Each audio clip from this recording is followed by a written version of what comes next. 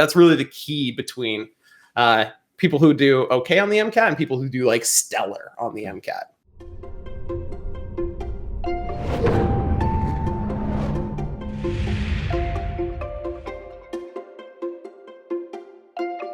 The MCAT podcast back with Hunter, the man, the myth, the legend.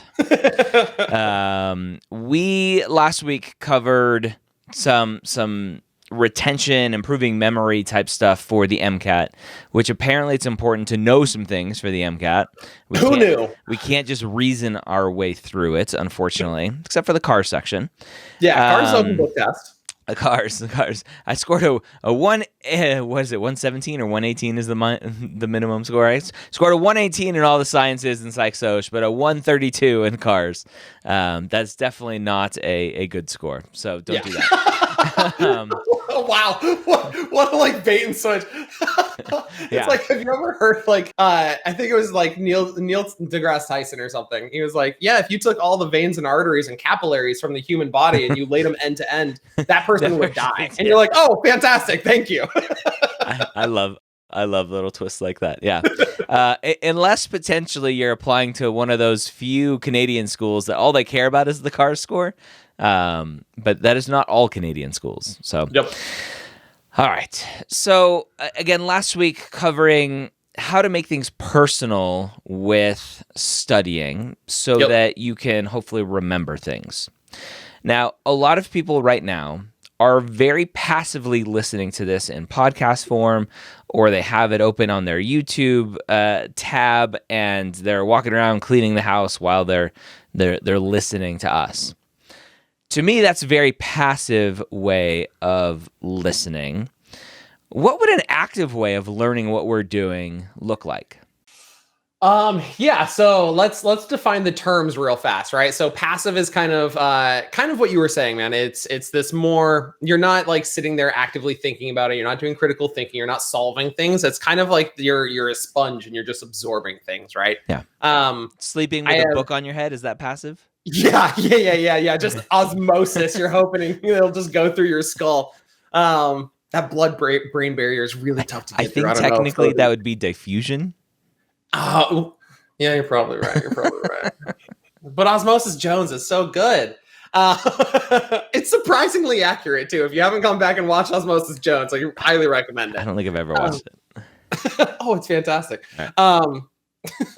This is so off topic. It's basically like a PG version of Rick's Anatomy Park, Pirates of the Pancreas, all this other stuff. All right. So one of my peers likes to say that like active learning is learner centric, whereas passive learning is like teacher centric, right? So for instance, this podcast, you're listening to the two of us talk. This is speaker centric, right?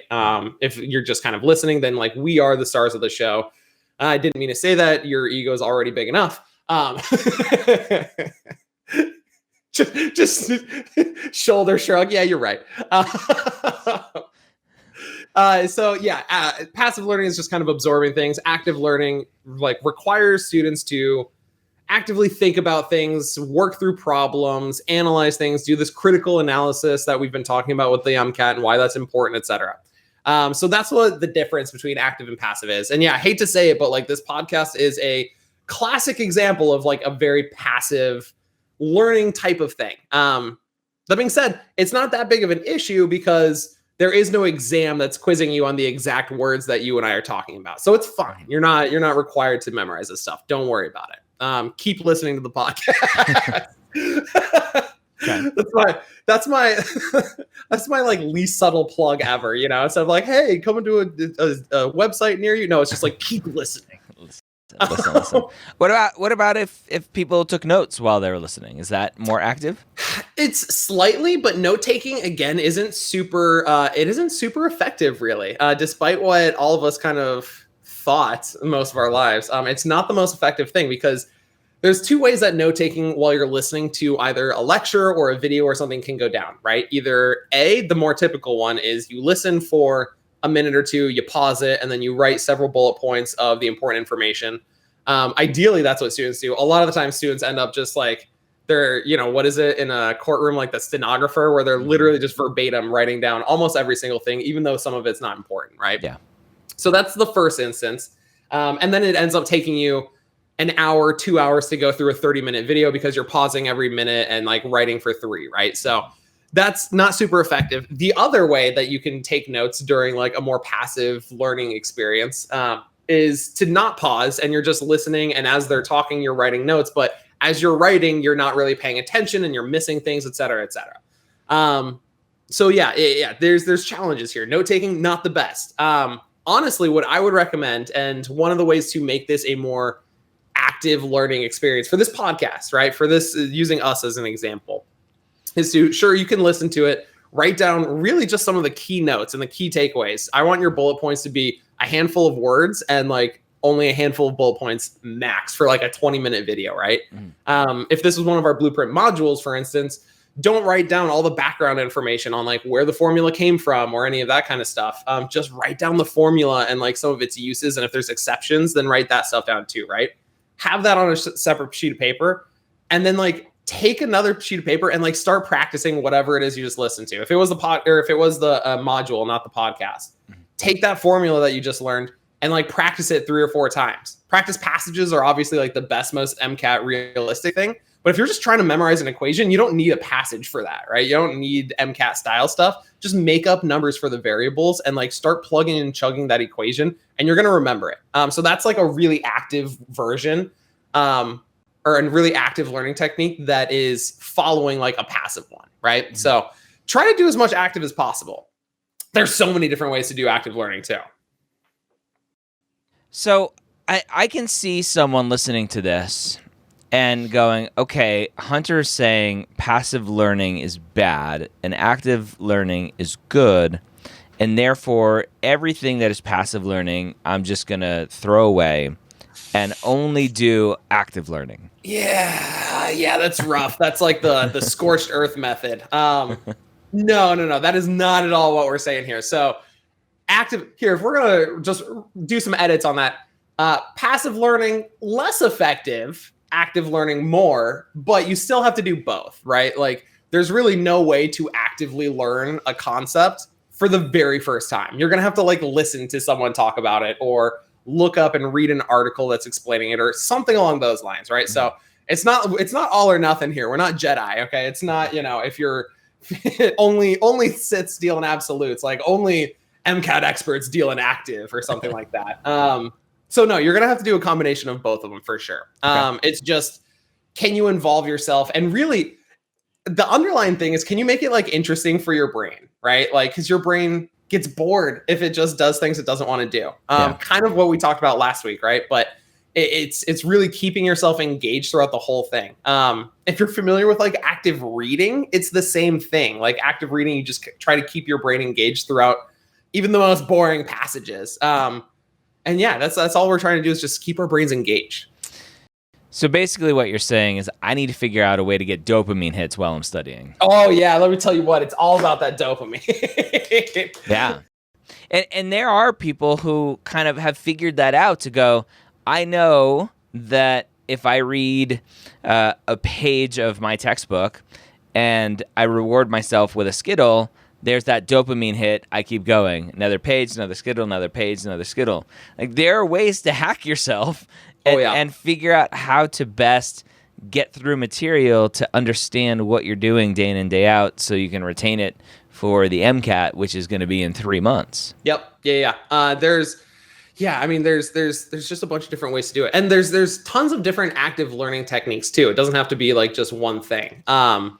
So, I mean, if you have a friend or somebody that you know in your life, or even, you don't have to be a super close friend. If you've just met somebody in like your MCAT class or something, and someone who knows what you're going through, right? And is at least on the same page of like scientific literacy as you are, you can do like a pairing up, like a pair game type of a thing where you and another student sit down and you just like propose a question and the both of you like talk out loud and figure out how to solve it, right? Like that's much more active because you're having a conversation with another human being. It's also super close to another active one that like I do on a daily basis, which is like teaching others. A really good way to learn material yourself is to teach it to other people. And that is super active because you're sitting there and you are talking to other people. They might be not as scientifically literate. In fact, if you have somebody that isn't even involved in science that you can try to teach this stuff to, that's the best, because like they will not know what you're talking about and have so many questions, and you're going to have to try to explain it to them. Yeah. And the only way you can dumb something down, like, the citric acid cycle, is by like really thoroughly understanding the citric acid cycle. Because if you've got any gaps and they ask like, hey, so like, why do we need FADH? Then you're like, oh, I don't know. Like, it just highlights these gaps in your content. Yeah. So there's tons of different ways to do it. So we've said for a long time here on this podcast specifically that teaching is like the best way to learn something, to solidify something. Yep. Is that active learning? Yeah, totally. Because like as you're sitting there, especially if they're asking questions, like that's why I recommended, hey, people that aren't really in the know, because then they'll just go like, and then you're just reading through a script, right?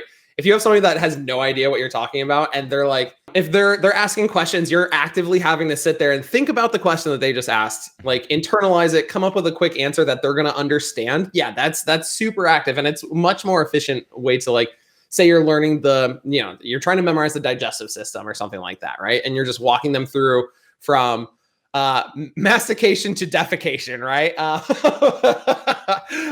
Then, explaining it all to someone else. And if they're asking like what each step does, so on and so forth, that's so much better than just like watching a video of somebody or listening to a professor or something, just kind of walk you through it once and then hoping that you remember it.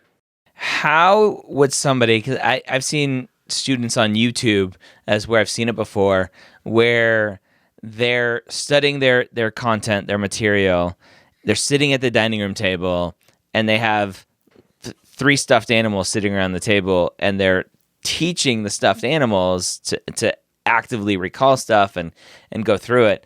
How would somebody like that benefit more, because the stuffed animals hopefully aren't talking to them to ask questions? Yeah, I think I read something in the psych-soc section about that once. So yeah, no, that is kind of a limitation if you don't have any kind of like back and forth with another person. Mm-hmm. In that case, what I would probably say, instead of like just, teaching stuffed animals or something, which by the way, it's better than nothing. There were a couple of times in my undergraduate that I definitely taught like a little rubber ducky that sat on my desk. It was a little pirate duck. I used it for ecology to measure the velocity of rivers and stuff like that. But he lived there, and I definitely explained some things to him.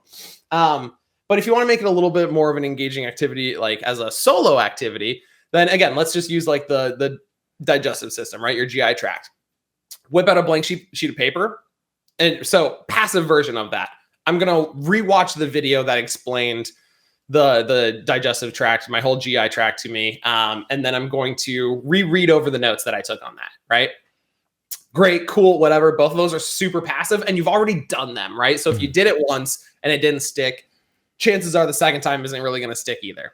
So what I usually recommend my students for something like that, like biochem, and it's like long mechanisms or pathways or anything like that in the body, whip out a sheet of blank paper, start at the very top, and just go mouth, right? Arrow to the next thing. Arrow to esophagus, or excuse me, arrow to, yeah. And then I forgot, like, what happens after I swallow? Draw an arrow to the next thing. Draw an arrow to your stomach. Draw an arrow, and then in between the next arrow from your stomach to the small intestine, right? Like have a little line in there and be like, ooh, there's a valve here, right? There's a valve between the upper limits of the stomach too. Do bullet points and just list out all the facts that you know about all the different structures that you're in there as you're writing it down. If you're a little bit more artistic and creative, try to draw some of the structures. Why not? Like all of these things are different, more active ways to memorize all of this information. Because you're not just like passively reading or listening, like you are sitting there actively thinking about these things, trying to recall these things. And then once you're done with your whole sheet of paper, you've got this like Candyland looking drawing that's, zigzagging back and forth with all these arrows. It's like the grossest Candyland ever.